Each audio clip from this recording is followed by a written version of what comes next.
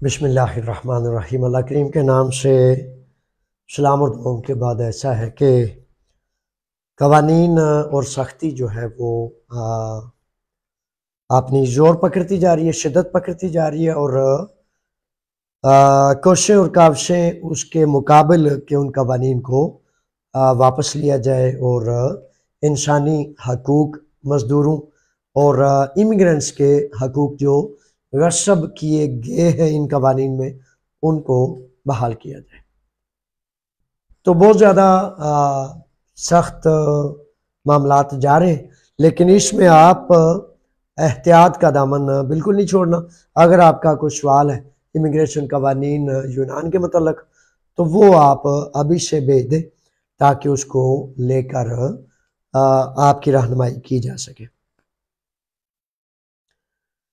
अच्छा, तरसों और परसों ये 2 रोज़ ट्रेनों में बड़ा सख्त जो था वो चेकिंग का सिलसिला था कि ट्रेनों के रस्तों पर, जहां मेट्रो ट्रेन ख़ासतौर पर अमोनिया और उसके गिरदोनवा में बहुत ज़्यादा लोगों को पेपरों की चेकिंग की गई।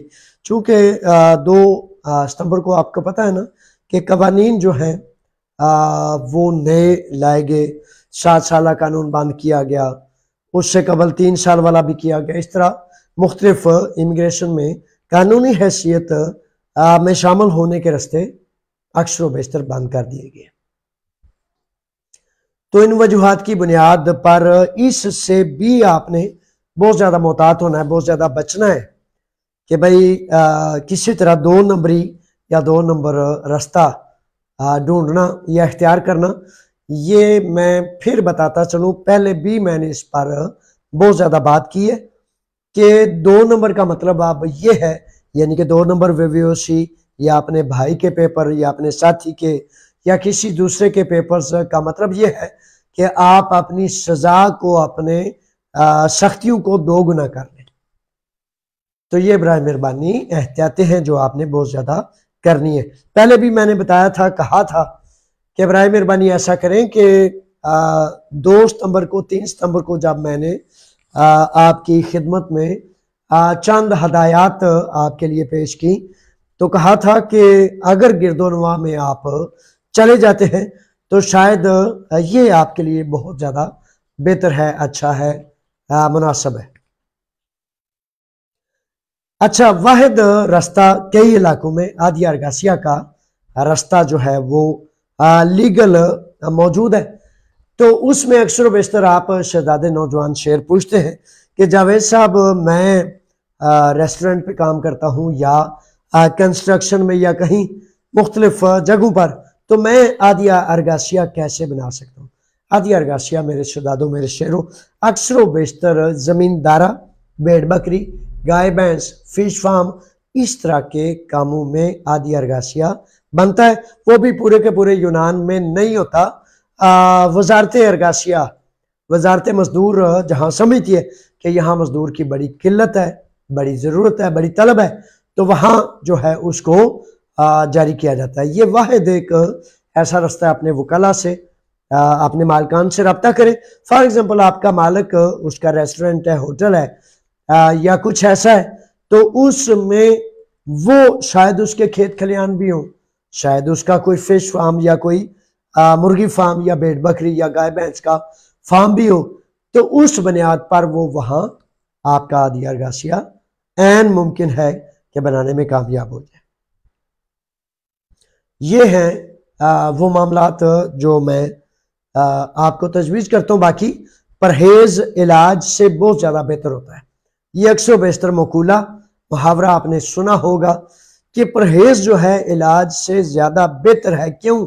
फॉर एग्जाम्पल, एक फ़र्द बेचारा शिकंजे में आ जाता है, जकड़ा जाता है, तो उसके जकड़े जाने के बाद वो किसी कैंप में चला जाता है या किसी जेल में या किसी हिरासत में, तो कितनी मुद्दत बाद जाके उसका सल्यूशन या हल निकले, तब भी बड़ी मुद्दत, बड़ी सख्ती, बड़ी तंगी उसे देखनी पड़ती है। इसलिए इन दिनों में सबसे बेहतरीन ये है कि आप जितनी ज़्यादा एहतियात कर सकते हैं, मोहतात हो सकते हैं, वो करें। चाहे जाए कि ये जो सख्ती है ये 2-4 माह के लिए मुझे फील हो रही है, इसमें फिर ऐन मुमकिन है कि इसके बाद कोई नरमी या रास्ते नॉर्मल हो जाए, लेकिन अभी तक काफ़ी शदीद सख्ती है। अच्छा मेरे बच्चों, इन चीज़ों का भी बहुत ज़्यादा ध्यान रखा करें। जब घर से बाहर निकलते हैं तो पुलिस वाले जिनकी ड्यूटी होती है ना कि इस देखें, चेक करें, इन्हें रोकें, तो अगर आपके हाथ में शॉपिंग बैग होता है या कागजात होते हैं या कुछ ऐसे, तो बैग लिया करें। आपने कपड़े अच्छे करके, आपने जूते अच्छे करके, बड़े डिसेंट तरीके से, बड़े बावकार तरीके से जो है जाया करें, ताकि दूर से देखने वाला उसको पता हो ये कोई पुराना पुरएतमाद फर्द है। जब आप किसी चौक में, चौराहे में, पलाथिए में, अगले दिन पलाथिए में से भी काफ़ी लोगों को जो रोका गया, तो बराए मेहरबानी ये जो पलाथियों में बैठना है, गपशप लगानी है, इसको थोड़ा सा तर्क कर दे मेरे बच्चों, इसलिए क्योंकि इन चीज़ों की वजह से किसी बहुत सख्ती में ना आप फंस जाए। तो ये बड़े लाजम अमाल हैं जो आपने करने हैं, अगर आप कर सकें तो। अच्छा, कुछ साथी नए वीज़े के हवाले से और कुछ सीजनल वीज़े के हवाले से, कल शाम को हमारे एक बड़े मोतबर साथी हैं, पुराने डॉक्टर साहब हैं, तो उन्होंने पूछा कि सीजनल वीज़े पर जब कोई बच्चा आता है तो क्या वो दूसरी जगह पे काम कर सकता है। अच्छा, ये बातें बड़े ध्यान से, बड़ी तवज्जो से सुन लें, सारे के सारे नए पुराने, आप जिस मुल्क से भी तल्लक रखते हैं। मेरे बच्चों, मेरे शहजादों, कोशिश करें कि इस वक्त तालीमी वीज़े जो हैं 7-8 माह कबल, अगर आप माशाल्लाह पढ़े लिखे बच्चे हैं, आप बेटी हैं या बेटा हैं, मर्द हैं या औरत हैं, कोशिश करें कि तालीमी वीज़ा, एजुकेशनल वीज़ा, उसकी कोशिश करें। सबसे ज़्यादा बाइज्जत, खूबसूरत, बारोब तरीका जो है उसको इख्तियार किया करें। सबसे निचली सतह वाली चीज़ को ना कहा करें कि ये मेरे म्यार पर पूरी उतरती है। अपना म्यार थोड़ा बुलंद कर लें मेरे बच्चों, मेरे शहजादों, म्यार को, अपनी सोच को थोड़ा बुलंद कर लें। तो कोशिश करें, क्योंकि अब आने वाले जो है क्या इसमें कह रहा था कि अक्टूबर, नवंबर, दिसंबर जो है वो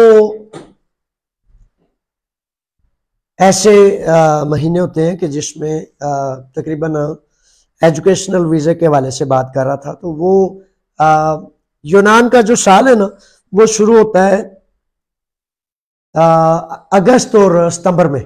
तो अगस्त और सितंबर से कम 6-7 माह कबल आपका वीज़ा प्रोसेस होगा, तो उसके बाद फिर आपको जो है वीज़ा दिया जाएगा या आपसे जो तकाज़े हैं वो किए जाएंगे। ये सबसे बेहतरीन है। अच्छा, सीजनल वीज़ा अगर फॉर एग्जांपल किसी रेस्टोरेंट का है या किसी टूरिज्म या किसी ऐसे मामले का, तो अच्छी बात है, ठीक है।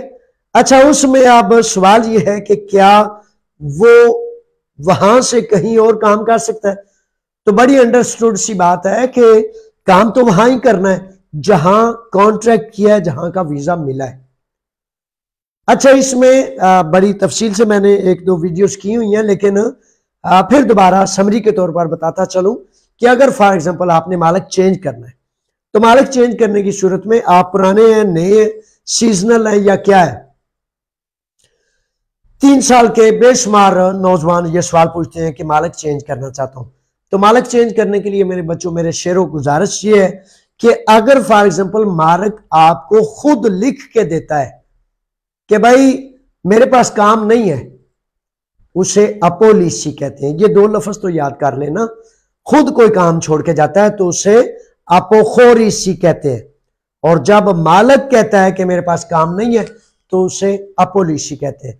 जब मालिक खुद कहे कि मेरे पास काम नहीं, तो फिर तो जवाज बनता है कि आप का मालिक लिख के आपको दे रहा है कि उसके पास काम नहीं है।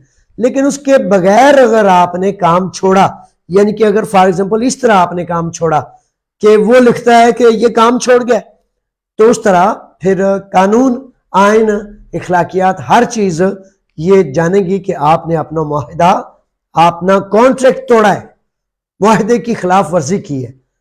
तो इसलिए मेरे बच्चों, बड़े सारे नौजवान, आप सुबह सुबह भी 2-3 अफराद का आया सवाल कि जनाब मालिक तब्दील करना चाहता हूँ, वो पैसे नहीं देता, वो बदतमीजी करता है, मैं एनसीमा खुद देता हूँ। किसी भी किस्म का कोई आपका मसला है, किसी भी किस्म का आपका कोई ऑब्जेक्शन है, आदिया नहीं देता, पैसे नहीं देता, बदतमीजी करता है, मुतअस्सब है, रेसिस्ट है, कुछ भी करता है, तो उसका मतलब पता है क्या है कि आप फौरन सोचते हैं मैं काम चेंज कर लूं, मालिक चेंज कर लूं। ये नहीं करना। आपने सोचना है कि मैं अपने हक के लिए, हकूक के लिए केस दायर करूं, ताकि मैं साबित करूं कि मैं अपने कॉन्ट्रैक्ट पर सच्चा हूं, मैंने जो माहिदा किया है उसकी रूगर्दानी, उससे बदअहदी मैं नहीं कर रहा। मेरा मालिक जो है उसके रूल्स को, उसके कवानीन को, उसकी जो तजावीज शिकें तहरीर है उसको तोड़ रहा है। तो वो आप कैसे साबित करेंगे जब आप उस पर केस दायर करेंगे। अक्सर बेशतर ऐसे होता है कि आप हर तरह के दस्तखत साइन कराते और दस्तखत साइन करने के बाद आप कहते हैं कि वो उसने कहा था, मैंने साइन कर दी। मेरे बच्चों, कभी भी दस्तखत नहीं करते किसी कॉन्ट्रैक्ट पर जब तक आपका वकील उसे पढ़ ना ले, जब तक आपका लुगिस्ती उसको पढ़ ना ले, यानी कि जिसके मतलब वो पेपर है उसका स्पेशलिस्ट, उसका माहिर उसको ना पढ़े, उस वक्त तक आप साइन नहीं करेंगे। और जब आप साइन कराते हैं, साइन कराने के बाद आप कहते हैं उन्होंने आख्या सी तो मैं कर देते। तो मेरे बच्चे, आप अगर अपने हाथ काट के उसको दे आए हैं तो फिर इसका मतलब है कि आप अब कुछ भी नहीं कर सकते। तो ऐसा ना किया करें। अपनी तरतीब बनाएं, अपना रिदम बनाएं, अपनी सोच को डेवलप करें, जबान को सीखें, कवानीन को सीखें। तो जब तक मेरे शहजादो आप इन चीजों को नहीं सीखेंगे उस वक्त तक आप पर जबर भी जारी रहेगा, आपके हक हकूक को गसब भी किया जाता रहेगा, क्याम नहीं करते, खड़े नहीं होते। ये पक्की आदत है आपकी, यानी कि कोई कर दे, खामहा कर दे और मैं शिकवे करता रहूं, शिकायतें करता रहूं, रोता रहूं, मजलूम बनता रहूं। ये एक बीमारी का नाम है, ये एक बीमारी है। तो खुदा के वास्ते आपने आपको बीमारी लगानी नहीं होती, बीमारी को तो उठा के पीछे फेंकना होता है। तो आप इस बात पे खुश होते हैं कि मैं अपने आप को रोग लगा लूं, मजलूम बन लूं, शिकवे शिकायतें करनी शुरू कर दूं। तो इस तरह वो लोग करते हैं जो बेचारे थोड़ी सी भी मेंटल अप्रोच नहीं रखते, थोड़ा सा भी ज़हन दिमाग नहीं रखते। तो ऐसा ना किया करें, सीखें ताकि आप खुद भी इज्जत पाएं और आपके साथी भी इज्जत पाने वालों में से हो। दे जरा क्या सवाल है। अच्छा, हसन है, खुश आमदीद मेरे शहजादे। हसन लिखते हैं कि सर, जिन्होंने 7 साल वाले कानून के तहत पेपर जमा करवाए हुए हैं, रिजेक्ट का टाइम कितना होता है? मेरे शहजादे, मेरे शेयर टाइम लिमिट इनका नहीं होता। बस औकात ऐसे होता है कि 7 साल वाले पेपर 1.5 साल 2 साल तक मुसलसल चलते रहते हैं, स्टेटस भी चलता रहता है और उसका कोई सवाल और जवाब नहीं दिया जाता। 2 साल के बाद अक्सर बेशतर 7 साल वाले पेपर्स को उसका जवाब दिया जाता है। तो इस तरह की ये सूरत हाल है। ये अक्सर बेशतर नौजवान पुराने नए सारे पूछते हैं कि टाइम बहुत ज्यादा लग रहा है, 6 माह, 1 साल, 1.5 साल, 2 साल हो गया, तो कोई हमारे पेपर्स की रिन्यूअल का भी तरतीब सिलसिला नहीं बन रहा। तो रिन्यूअल का तरतीब सिलसिला ये इनका पॉलिटिकल फैसला है, जानबूझ के लेट करते हैं ताकि मजदूर सर ना उठाए और गुलामों की तरह काम करता रहे। और आप चूंकि उठते नहीं, आप खड़े नहीं होते, आप क्याम नहीं करते, इसलिए उनकी ये जो पॉलिसी है कामयाब जा रही है। जिस दिन आप क्याम करना सीख गए, खड़े होना सीख गए, इकट्ठे होके जमात बन के, तो फिर इंशाल्लाह बफज़ल ताला ये सारा टूट जाएगा। क्योंकि यूरोपीय यूनियन और यूरोपीय यूनियन के कवानीन हरगिज इस बात की इजाजत नहीं देते कि इस तरह किया जाए जिस तरह यूनान में मजदूर के साथ किया जा रहा है। लेकिन चूंकि आप खड़े नहीं होते, तो ना केस करते हैं, ना अदालत जाते हैं, ना वकील के पास जाते हैं, कहीं भी खड़े नहीं होना। ज्यादा से ज्यादा किसी नीम हकीम खतरा जान नी मुल्ला खतरा ईमान के पास चले जाना है और उससे मशवरा ले लेना है जिसको कुछ पता नहीं कि इसका हकीकतन करना क्या चाहिए। वो बेचारा आपकी दिलजोई करते करते आपके दुख और दर्द को बांटते बांटते ऐसी जगह पर आपको ले जाएगा कि जो नुकसान आपने करना था वो आपका डबल करके आपको एक पोटली दे देगा, लो भाई अब मैंने और आप दोनों ने मिलके आपके नुकसान को डबल कर दिया, अब इजी हो जाओ, रिलैक्स हो जाओ। जैसा यानी कि ये 5 साल के बैन लगे, 2 नंबर बेहोशियां जा रही थी, ली जा रही थी, तो कुछ बच्चे बेचारे ये कहते फिर रहे थे कि जी बेहोशी ना ले तो क्या करें, तो फिर बेशुमार लोगों ने बेहोशियां ले ली। अब वो सारे बेचारे मुसीबत में फंसे हुए। उसके बाद 5 साल का बैन भी आ गया और कुछ बेचारे बद अंदेश लोगों ने उन्हें फिर कहा कोई ना कोई कानून आ जाएगा। हर चीज आया, हर चीज बर्बाद कर दी, लेकिन दरवाजे दस्तक ना की कानून के। जो वाहिद रास्ता था, जो मैं पिछले 2 साल से कहता आया हूं कि एक ही रास्ता है, एक ही वाहिद जुज है आपके पास कि वकील के पास पहुंच के अदालत का दरवाजा दस्तक करें। लेकिन मेरे बच्चों सब को सुनेंगे तो फिर इसी तरह ही होगा। अच्छा जी, उसके बाद है जी ये सवाल है जी कि वजह के नाम से सवाल है। मेरी बीवी अगर गैर कानूनी है तो क्या बच्चा होने पर पेपर्स बन जाएंगे? अच्छा मेरे शहजादे, आपने पहले भी 2-4 दफ़ा व्हाट्सएप पे भी सवालात किए, तो इसमें ऐसा है कि बच्चा कानूनी है, बच्चे के पास है क्या? फॉर एग्जांपल किसी बच्चे के पास नेशनैलिटी है यूनान की, तो उसमें तो इम्कानात बन सकते हैं। फॉर एग्जांपल उसकी असाइलम की एप्लीकेशन है, एप्लीकेशन मींस एप्लीकेशन यानी कि केस मंजूर नहीं हुआ, तो जो केस मंजूर ही नहीं हुआ एप्लीकेशन है तो उसकी बुनियाद पर इम्कान नहीं होता। लेकिन इन सारी चीजों का एक ही सोल्यूशन होता है कि आप अपनी सारी चीजें लेके अपने करीब तरीन वकील के पास पहुंचते हैं और उसके सामने रख के फिर वो कवानीन को देखता है कि आपका स्टेटस, आपकी प्रॉब्लम ये है, तो इसका कानून क्या रास्ता देता है। तो इस तरह मेरे शहजादों, आप ये जो सुस्ती करते हैं ना कि आपने लिए भी जो है वो आप अपने वकील के पास नहीं जाते, तो फिर किसी दूसरे पर शिकवा शिकायत क्या करेंगे आप। शाहीन आगे, खुश आमदीद मेरे बच्चे, कहते हैं सर क्या एपी मकरोन भी बंद हो गया है, अभी अप्लाई नहीं किया जा सकता? ऐसी तो कोई बात नहीं, एपी मकरोन किसने कहा है बंद हो गया? अगर आपके पास उसके जुज अज्जा और मुतलका चीजें मुयसर हैं तो मैं हरगिज नहीं समझता इस तरह का कोई मामला सामने नहीं आया, एपी मकरोन जारी और सारी है। इसके बाद सवाल है जी, सर फिंगर देते हुए 10 माह हो गए, अभी तक तस्वीर वाली बेहोशी नहीं आई, पालिनी में फिंगर दिए हैं। अच्छा ऐसा है कि हकीकतन बड़ी दफा ऐसे होता है, पालिनी और पिरिया ये सबसे लेट तरीन सुस्त तरीन पेरिफेरियाज है, क्योंकि इनका कहना है जी हमारे पास एरिया बहुत ज्यादा है और वर्कर बहुत ज्यादा काम है, और हकीकतन पॉलिटिकल डिसीजन के मुताबिक जो है इमिग्रेंट्स के मतलब जो वर्कर है वाकई बहुत ज्यादा काम दिए गए जानबूझ के कि भाई ठीक है कोई बात नहीं, लेट होगा, बहुत ज्यादा लेट होगा, चूँ ही इनको पेपर मिलते हैं, कार्ड मिलते हैं, या आगे चले जाते हैं या पीछे चले जाते हैं, तो मजदूर खेत खलियान फैक्ट्री दुकान पे मुयस्सर नहीं आता, जिसकी वजह से वो जानबूझ के लेट करते हैं।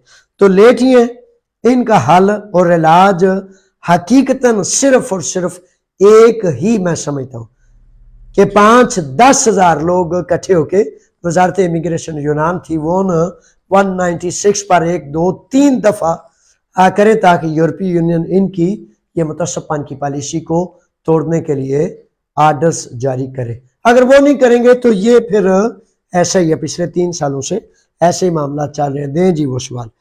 अच्छा तो इस दौरान मैं ये कह रहा था कि वीजे के हवाले से जो पॉलिसियां ना, पॉलिसियां अब पूरे यूरोप की ऐसी हैं कि वीजे जो हैं बाकायदा जो है वो मजदूर को या एजुकेशनल वीज़े या मामलात वो दिए जाएंगे, तो ज़्यादा फोकस करें कि डायरेक्ट ऑनलाइन वीज़े अप्लाई करें, बगैर किसी एजेंट के, बगैर किसी रिश्वत के, बगैर किसी दलाल के, बगैर किसी बिचौलिए के। तो मेरे बच्चों, रहनुमाई मुयस्सर होगी, आपका मुकद्दर, आपका नसीब आपको मिल के रहता है, मिल के रहना है। आपके इख्तियार में सिर्फ ये है कि रास्ता कौन सा आप चुनते हैं। थोड़ा सब्र करेंगे, तहम्मुल करेंगे, तो मुकद्दर आपका आप तक पहुंचना है। इस पर सारी दुनिया मिल जाए, वो आपको इधर उधर आपके मुकद्दर नसीब को नहीं कर सकते। तो इस पर आप भी यकीन कर लें तो आपके लिए ही बेहतर है। तो अच्छा, सीजनल वीजे, खास तौर पर जो ज़राअत के सीजनल वीजे हैं वो ना लिया करें, ज़राअत का वीजा ना लिया करें। वीजा कंस्ट्रक्शन का लें, टूरिज्म का लें, किसी रेस्टोरेंट का लें, और जहां रेगुलर काम हो। सीजनल काम का वीजा खास तौर पर ज़रूरी कामों में हरगिज नहीं लेना, क्योंकि मेरे बच्चों, अगर वीजे में ये शराइत आयद है कि बस 9 माह इसने काम करना है, उसके बाद हर हाल में इसने वापस जाना है, तो वो फिर प्रॉब्लम बन जाएगा।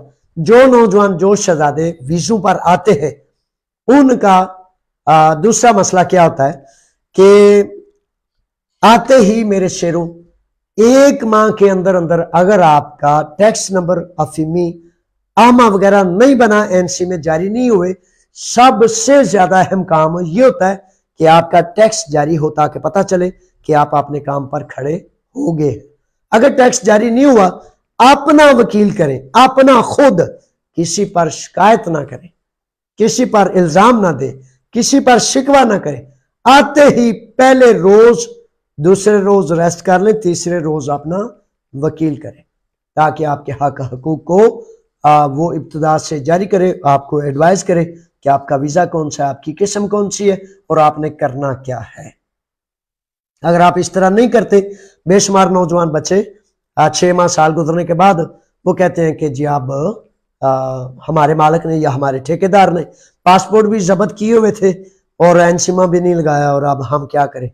तो फिर उस वक्त शायद कुछ भी नहीं हो सकता। ना आपका ठेकेदार, ना आपका मालिक, कोई फर्द आपका पासपोर्ट या आपका दिया पारामोनी अपने पास नहीं रख सकता। ये क्राइम है, ये एक जुर्म है। लेकिन जब आप बोलेंगे नहीं, उठेंगे नहीं, हरकत नहीं करेंगे अपने लिए, तो फिर किस चीज का मेरे बच्चों शिकवा, किस चीज की शिकायत। 7 समंदर पार करके फिर अगर आप कहें जी मुझे जुबान नहीं आती थी, मुझे पता नहीं था, ओ भाई उठ तो जाते, खड़े तो हो जाते, दौड़ते भागते, कहीं से पता लग जाना था। लेकिन लेटे हुए जो है ना, उनका फिर खराबाई होता है। जिनको अपने हाल पे रहम नहीं आता, फिर उनको किसी को क्या आएगा। सैयद शाह साहब हैं, कहते हैं कि सर अगर ग्रीस से रिपोर्ट हो चुके हो और दोबारा वर्क परमिट हासिल कर सकते हैं। बिल्कुल हासिल बेशुमार लोगों ने किया है, तो आप भी इसकी कोशिश और काविश करें। शबीर हैं, शबीर हुसैन साहब लिखते हैं कि सर कानूनी पेपर्स बनाने का कोई कानून आएगा या नहीं, हम कानूनी कैसे होंगे। अभी मेरे शेर, मेरे शहजादे, सिर्फ और सिर्फ इस वक्त बड़ी सख्ती, बड़ी तंगी का मामला है, साइड पे होने का मामला है। हरगिज कोई 2 नंबरी नहीं करनी, वरना वो आपके रिकॉर्ड में आपके पल्ले पड़ जाएगी, आपसे चिपक जाएगी और फिर आप उससे जान छुड़ाएंगे। जिस तरह 2 नंबर वेव्योसियों वाले हर हरबा कर रहे हैं, हर तरह दौड़ रहे हैं, लेकिन वो वेव्योसियां उनको इस तरह चिमट गई हैं, इस तरह उन पे लग गई हैं कि कोई कोशिश उनकी कारआमद नहीं हो रही, और उनका सर और उनकी गर्दन पकड़ के उनको लटका के रखा हुआ है। तो इसलिए 2 नंबरी से बचे, ताकि कल को जब कोई कानून आए या आपके लिए रास्ता बने, तो फिर आपके पांव 2 नंबरी में बंधे हुए ना हो। तो हमेशा आस उम्मीद रखनी चाहिए, रहती है और होती है। ये आर्जी मैं सख्ती समझता हूँ 2-4 माह के लिए, क्योंकि मुख्तलिफ मामलात होते हैं जिनको हुकूमतों ने अपनी पॉलिसियों, वोट लेने या अपनी कोई भी मजबूरी को दूर करने के लिए किया जाता है। मैं इसे आर्जी सख्ती समझता हूँ, लेकिन बहुत ज्यादा सख्ती है, ये भी जान लें। अच्छा, वेव्यूशू का मसला तो मैं बता रहा हूँ कि हल नहीं हुआ, उसका एक ही रास्ता था कि जो है वो अदालत की जाए। नवीद अराई, मुगलजादा, मोहम्मद शफीक, सजाद असलम और डेरू साथी सलाम कह रहे हैं। मैं जनाब बड़ा मशकूर हूँ, ममनून हूँ। मेरा भी सलाम, मेरी भी दुआएं आपके लिए। और ये जो आपके सलाम है ये हीरे जवाहरात से ज्यादा कीमती है। अल्लाह ताला आपको दीन इस्लाम की रोशनियों का सिपाही बनाए और मेरी और आपकी जिंदगियां अल्लाह करीम जाया ना करे, बल्कि इस्लाम की इज्जत और अजमत के लिए परवरदिगार हमें इस्तेमाल फरमाए। इब्रार तारिक हैं और लिखते हैं कि पालिनी वालों का कोई अपडेट बताएं। पालिनी वाले, पीरिया वाले पूरे यूनान में सबसे लेट तरीन, सुस्त तरीन है। तो इनका अपडेट यही है कि हकीकत है इनके सामने 1000, 2000, 5000 बंदे को क्याम करना चाहिए ताकि यूनान हुकूमत ने यूरोपीय हुकूमत तक ये आवाज पहुंचे। असजद खनाना साहब हैं और लिखते हैं सर पालिनी पेरीफेरिया में 3 साल वाले पेपर कार्ड कब आएंगे? सदादे कार्ड तो आ रहे थे लेकिन आप पिछले 2 साल से मुसलसल बड़े लेट हैं, बहुत ज्यादा ताखीर है इनमें। तो इसी तरह से मामलात जारी और सारी। अच्छा, रबीउल अव्वल की महाफिल जो है वो जारी और सारी है, जुलूस भी जगह जगह पर निकल रहे हैं। तो अगले दिन भी मैं कह रहा था और 2-4 चीजें ना बड़ी दिल की गहराई से वो मैं कहना चाहता हूं और इंतहाई अदब और एहतराम से कि इस वक्त दुनिया का सबसे बड़ा मसला जो है फलस्तीन में जो इसराइली गुंडागर्दी है वो है। आका करीम के मिलाद में जब हम नारे लगाते हैं जो हो ना इश्क मुस्तफ़ा तो जिंदगी फजूल है, तो इसका मतलब क्या है? यानी कि इश्क मुस्तफ़ा है क्या? इश्क मुस्तफ़ा क्या यह नहीं है कि मजलूम जब अल्लाह और अल्लाह के रसूल का वास्ता दे तो हम उसकी आवाज को सुने और उधर लपके? मेरे शेरों, बड़े काबिल साद एहतराम छोटे और बड़े, पूरी दुनिया से मिलादुन नबी सल्लल्लाहु अलैहि वसल्लम के जुलूस जो है वो कम से कम इसराइली दहशत गर्दी के अड्डू यानी कि उनके सफारत खानों की तरफ जाने चाहिए थे। और मैं तरस गया हूं इस बात को कि यार उम्मत मुसलमान भी किसी जुलूस को लीड करे, मजहबी जमातें भी कभी शायद इस काबिल हो कि उनको भी शायद ये ख्याल आ ही जाए कि भाई हम सारे हमारे वो ला इलाहा इल्लल्लाह मोहम्मद रसूलुल्लाह के बंधन में बंधे हुए बहनें हैं, भाई हैं, बेटियां हैं, बेटे हैं, माए हैं। तो हकीकत यह है कि कोई एहसास नाम की चीज ही मौजूद नहीं। तो जो हो ना इसके मुस्तफा, तो फिर जिंदगी तो वाकई फजूल है और अमल से जिंदगी बनती है। अगर आप मस्जिद में नाते रसूल पढ़ेंगे तो क्या आप बाहर निकल के मैदान में मजलूम फलस्तीनियों के लिए अपने आका के नारे लगाते हुए ये नहीं कहेंगे कि मेरे आका का हुक्म है कि मजलूम की मदद करें? मैं हकीकत है पाकिस्तान कम्युनिटी ही का जिम्मा है और पाकिस्तान कम्युनिटी के जिम्मे ये चीजें हैं कि जुलूस या कोई चीजें सारी मैं अरेंज करूं। लेकिन जब हकीकत है कि सफीरों ने, जब आपके मुल्क के अपने सफीर, अपने हुक्मरान आपको डिवाइड एंड रूल की बजाय बहुत ज्यादा गंद करने वाले हो, तो फिर हकीकत है कि मैं अब भी सोच रहा हूं, ये अगले दिन जुलूस हुआ है तो मैं सोच रहा हूं कि एक जुलूस फिर दोबारा करूं, पूरी उम्मत मुसलमान को इकट्ठा करूं और इसराइल की एम्बेसी की तरफ जो है वो जुलूस जाए और ये बताए कि हम मुर्दा दिल नहीं, हम बुज़दिल नहीं, हम हकीकतन अपने नबी के आशिक हैं। इसलिए नहीं करता, इसलिए ये सारी चीजें बर्दाश्त करता हूं दिल पे पत्थर रखकर कि आका करीम का जुलूस है तो कहीं ऐसा ना हो जाए कि जुलूस 2 हो जाए या 3 हो जाए। तो ये रिश्वत और करप्शन के मारे हुए बदनसीब लोगों ने जो है इन चीजों को डिवाइड किया हुआ है। तो हकीकत है कि ये हमारा अमल बताता है। मस्जिदों में इतने माशाल्लाह मिलाद की महफिलें हो रही हैं, अल्लाह ताला आपकी कबूल करे। लेकिन अगर आप ये सोचें कि सारे यूनान की सिर्फ पाकिस्तानी मसाजिद के लोग, सिर्फ उलमा इकराम, सिर्फ मजहबी जमातें सिर्फ एक दिन तय कर लें कि हमने आपने मजलूम फलस्तीनियों से इजहार मोहब्बत करना है, वो गोंगलुआ तो ही मिट्टी ला दो और सजा दो, फिर इसके रसूल, फिर ये फिर वो। अब अल्लाह ताला दिलों के हाल बेहतर जानता है। मैं तो वो देख सकता हूं जो जाहिर में सामने नजर आता है। एक छोटा सा जालम, एक छोटा सा जालम छोटी सी धमकी लगाए तो बंदा अपना असूल नजरिया हर चीज छोड़ के तो दूसरी जगह चला जाए, डिवाइड हो जाए, बट जाए, तकसीम हो जाए, आपने अपने हुजरों में चला जाए। तो ये मेरे शहजादों सोच लिया करें कि ये मुज़र चीजें हैं, ये नुकसानदेह चीजें हैं। बहरहाल ऐसा मुझे याद है कि 24 अगस्त 2012 का दिन था कि निकिया एक मस्जिद में हमारे आका करीम की शान में गुस्ताखी की गई थी। यूनान की तारीख इस बात को नहीं भूली अभी तक। 24 अगस्त 2012 मेरे आका करीम की शान में गुस्ताखी की गई थी और काल की थी, और पूरे यूनान से हर तरफ से काफले आए थे, बसें आई थी, और अमोनिया से लेकर सीदगमा तक कम से कम 25-30 हजार पाकिस्तानी मौजूद थे और पूरी हुकूमत यूनान ऐसे जल्जला आ गया था।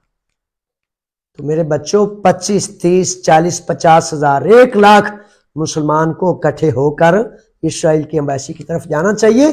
कम से कम उस चिड़िया की मानत तो हो जाए ना जो जनाब इब्राहिम खलीलुल्लाह आग में जल रहे थे तो चोंच में पानी लेकर जा रही थी, तो किसी ने पूछा कि क्या तुम्हारी चोंच के इस पानी से आग बुझ जाएगी?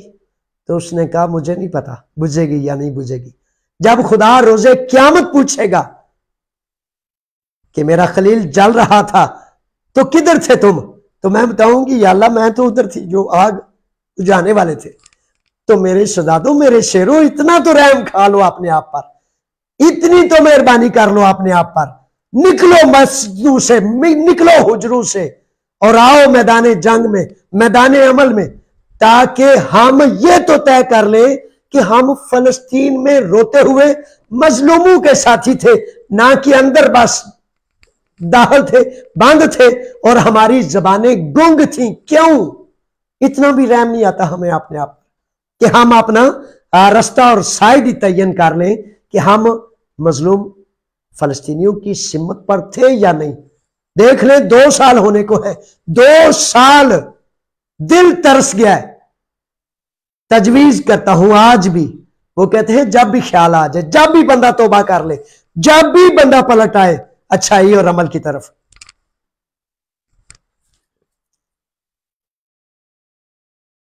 जब भी पलट आए उस वक्त वो मालिक हकीकतन अपने बंदों को बख्शने वाला है, मेहरबान है। तो अब भी मैं तजवीज करता हूं कि एक ऐसा क़याम होना चाहिए कि हम मुसलमान कम से कम 50,000 मुसलमान इसराइल की एम्बेसी की तरफ जाते हुए अपने मजलूम फलस्तीनियों को ये तो बता सके, अपनी सफ तो वाजे कर सके। बहरहाल मैं कुछ ऐसी बड़ी तलख बातें हैं, बड़ी तलख, लेकिन ये बड़ी दफा मुमकिन ही नहीं हो पाता, माइंड नहीं करना।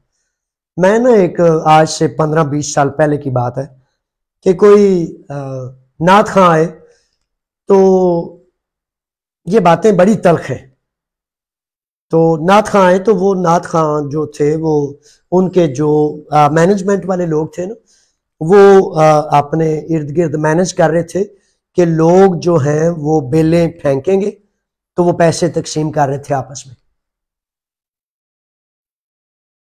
ताकि माहौल बने। बड़े सारे मामलात में हम हकीकतन फेक लोग हैं, फेक जाली यानी कि ये जालसाजी नहीं है, चीटिंग नहीं है, धोखा नहीं है, फ्रेब नहीं है कि यानी कि मैंने नाथ खानों से लेकर बड़े बड़े उलमा, बड़े बड़े मुफ्तियान, बड़े बड़े पीरों को देखा है कि जिनकी इंतजामिया ये इंतजाम कर रही है कि जब हमारे ये प्यारे, अब उनको क्या मैं कहूं कि जो चीटिंग का, धोखे का बंदोबस्त करते हैं कि 10 बंदे जब बेलें फेंकेंगे ना तो फिर देखना माहौल कैसा बनेगा। खुद इश्तिहार बनवाने, खुद बेलें देनी, खुद सारी तरतीब करनी। मेरे शेरों, ऐसा ना करो, ऐसा ना करो, ये आपके दीन में नहीं है। आपकी इज्जत और आबरू मट्टी में मिल जाती है। मेरे नबी ने तो कहा है जो धोखा देता है वो हम में से नहीं। तो फिर आप जब खुद मिंबरे रसूल पर बैठकर ऐसा करेंगे तो कहां से खुशबू आएगी। वो लोग बेजार हो गए कि जो मजहब, जो दीन अपने बच्चों को, बेटियों को, बेटों को जिबा होने से बचा नहीं सकता, उसकी तरफ क्यों जाएं। आपके अमल अमाल की वजह से लोग अल्लाह के दीन से बेजार हो रहे हैं। जिगर फाट रहा है मेरा। ये बातें इतनी तल्ख है मैं कर भी नहीं सकता, और इससे बहुत ज्यादा तल्ख है, इससे भी ज्यादा आगे है। लेकिन मैं कहता हूं कि आप को समझ तो आनी नहीं, माइंड ही करना है आपने। तो अगर तो समझ आए तो बोलूं भी। जिस दीन में यानी कि अपने बेटे बेटियों की इज्जतों की, उनकी जानों की हिफाजत ना कर सके, आप तो वो भूख से बेचारे बिलक रहे हैं और भूख से मर रहे हैं, और आप सारी दुनिया देख रही है तो फिर भी कुछ नहीं कर रही। और फिर जुलूस जो करे आपने आका करीम को करे, और अगर आका करीम आ गए तो वो क्या हशर करेंगे ये अल्लाह और अल्लाह का रसूल जानता है। वमा अलैना इल्लल बलागुल मुबीन। अल्लाह ताला मुझ पर, आप पर रहम करे। लेकिन हकीकत है कि आपने अपने गिरबानों में झांकने की बड़ी अशद जरूरत है कि हम अल्लाह और अल्लाह के रसूल से इश्क कर रहे या कहीं आपने आप को तो धोखा में नहीं खुश कर रहे।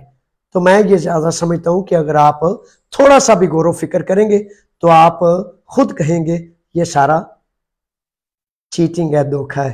तो आपने आपको धोखा देने वाला दूसरे से धोखे से तो बच जाए, आपने धोखे से कैसे बचेगा।